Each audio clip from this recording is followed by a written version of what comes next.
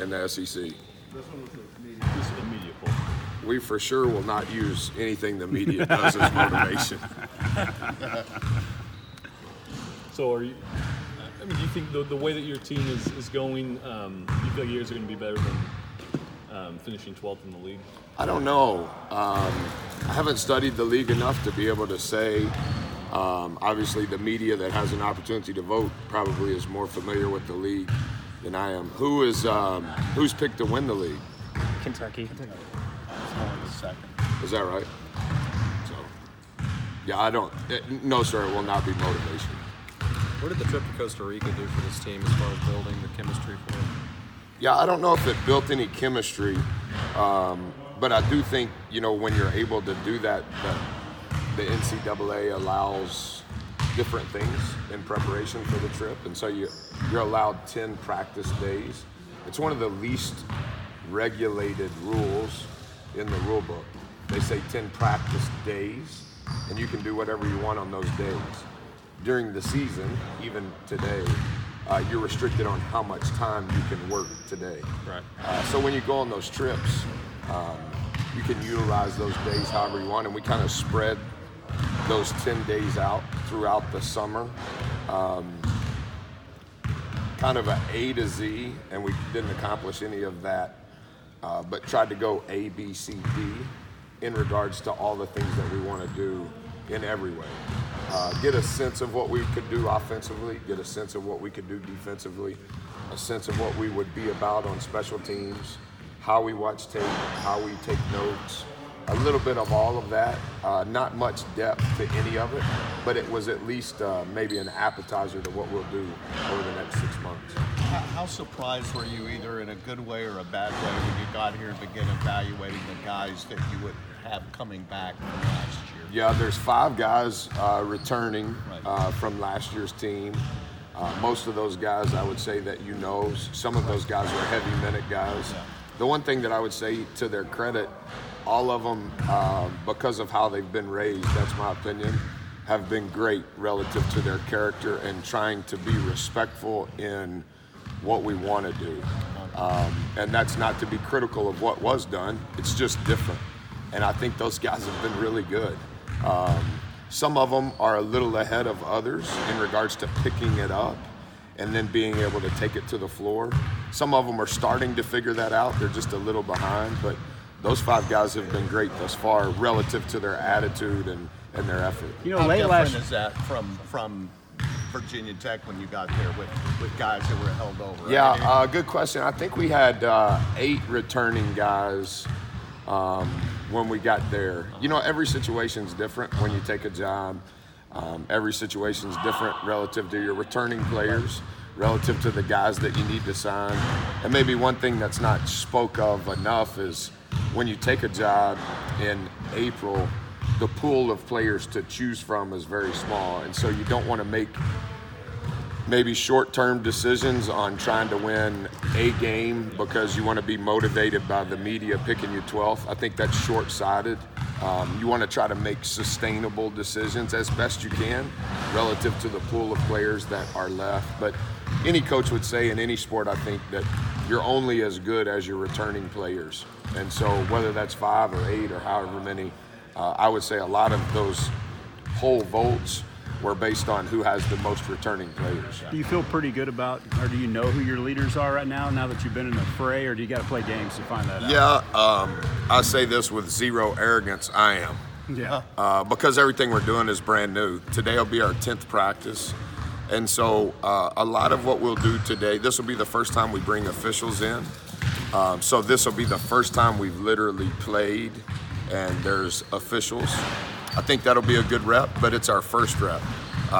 They had officials in Costa Rica. They were just next door neighbors to the guys that we were playing. So it wasn't really officials.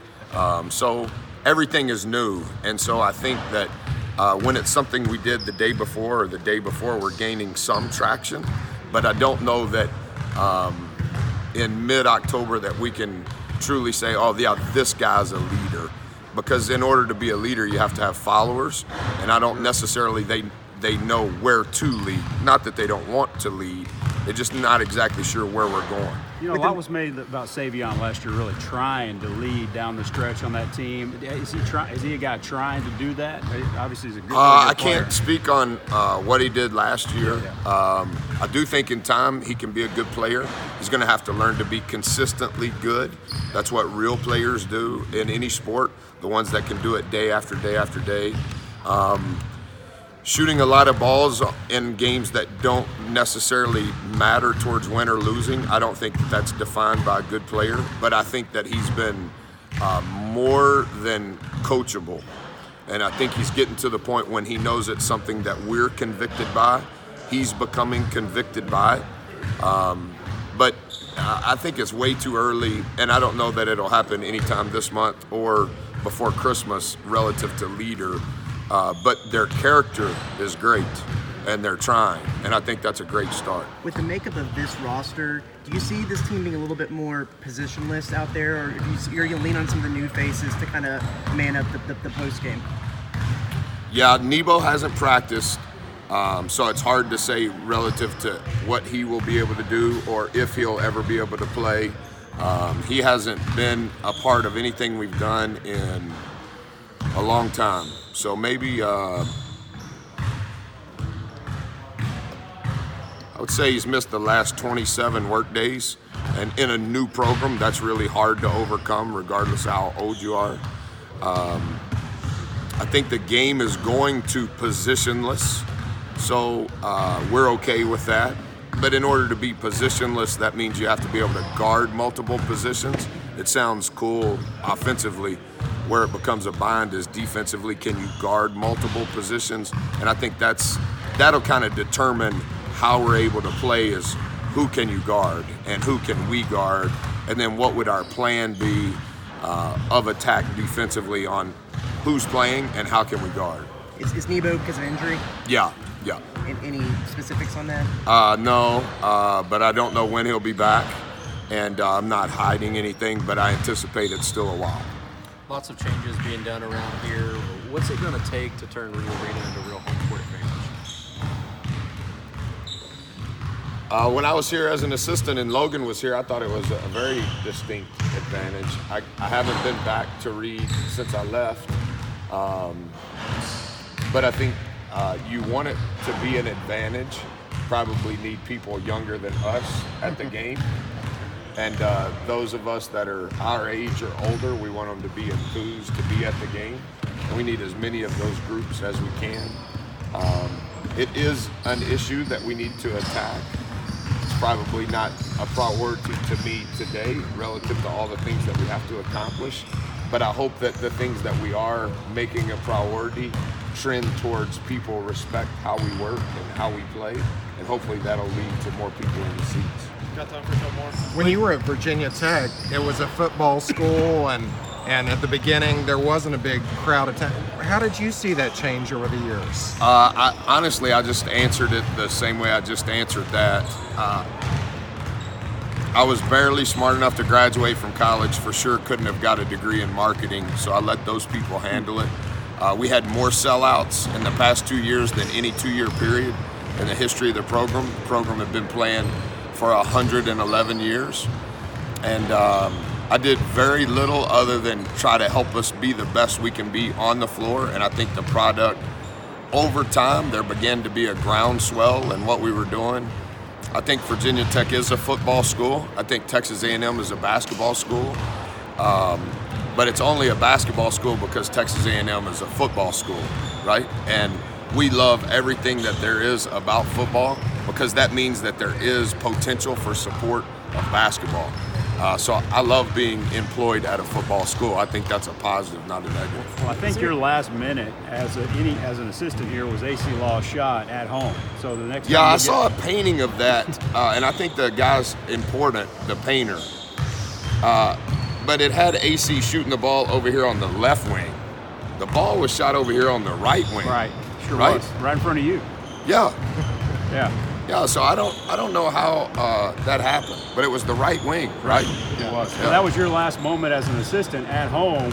So your next moment will be your first one will be your next Yeah. one. And, but you know as well as anybody, that winning can cure a lot of that. in terms I of think, you know, that's atmosphere. typical coach cliche answers, and I try to stay away from that. But I don't think you can spend all of your time going, hey, season tickets and buy some more tickets and come to the game. And then they come to the game and what they see is not worthy of them returning. The best businesses are the ones that have return business. And the only way you can have return business relative to support is that what you're doing leads to them going, I want to come back. They're trying real hard, and as time goes, they're going to improve. And I'm not saying that's the right answer, and I'm not trying to dodge the question. We want as many people there as we can get there, beginning against A&M Kingsville. But it's just not the priority relative to the chair that I sit in. But I do think that the marketing office, JMO, his crew, I think they're all working hard and trying to be creative on how can we get Buzz out? How can we get these guys out? I think we're doing some stuff later in the month as a program that I think will be good for us. But anybody that wants to come, we want them to come. And we'll give away free tickets probably for a while. But we just want to make sure they come back. Who is some of the those new faces that A&M fans should probably get to know a little bit that you've liked so far? I like my assistant coaches that are new. Does that count? No, mostly No? on the court. You're talking about players? Yeah. Quentin Jackson is the only junior college player we signed. It gives him an advantage over the freshman that we signed just because he has some level of experience. He's played, he's practiced, that helps. I think Andre Gordon is in a good groove through 9 practices. He's starting to take baby steps, but we're going to need him to play. Cassius McNeely is one of our better shooters. Statistically speaking, just from looking at the stats from last year, I didn't watch any tape, but I looked at the numbers. We need as many guys that can make a shot as possible. I think we have some guys that can force help, but if we force help and we're pitching it to guys that can't make a shot, then that's not perfect. So we signed several, but I would say Q, that's Quentin. Andre, we call him Dre. You know, coaches always want one-syllable names. And then Cassius is his full name, and we call him Cash. It's a good name for a shooter if he can make them. I would say those are the main ones. I think the one that will surprise everyone is the one that probably received the least amount of recognition. Jonathan Aku was not here for summer school, did not go to Costa Rica, was admitted on the Friday afternoon before school started on Monday, so never had an individual this summer, never had a weight session, and he has been remarkable considering that. Incredible, beautiful soul as a human being, wants to be coached.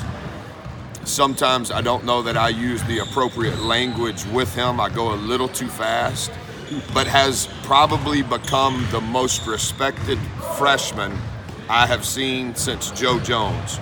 Joe was a worker. Joe wasn't scared. Joe could do his job. And so old kids kind of pulled him, like, come on, man, you're doing good, let's go. And they began to kind of protect Joe because they knew they could count on him. And that's what's happening. Our kids don't know that, but that's what's happening a little bit with Aku. He could turn into a monster.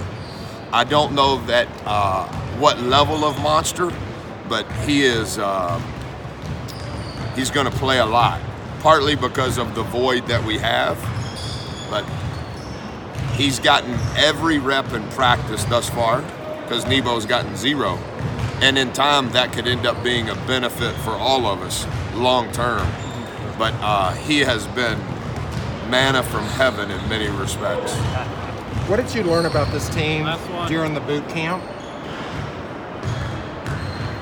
That we had a long way to go to get in shape. That as time transpired in those sessions, they began to rely on one another. As time transpired, they began to communicate more efficiently. as time transpired, they began to become better teammates towards one another. Yeah, it started probably the way you would think, and it ended probably 12 to 14% better than you would think. Again, it's all brand new, right? So they know nothing about it. They've heard about it. Twitter scares them. Former players embellish what it really is. But as time went, they got to where they were running towards the work instead of trying to dodge it.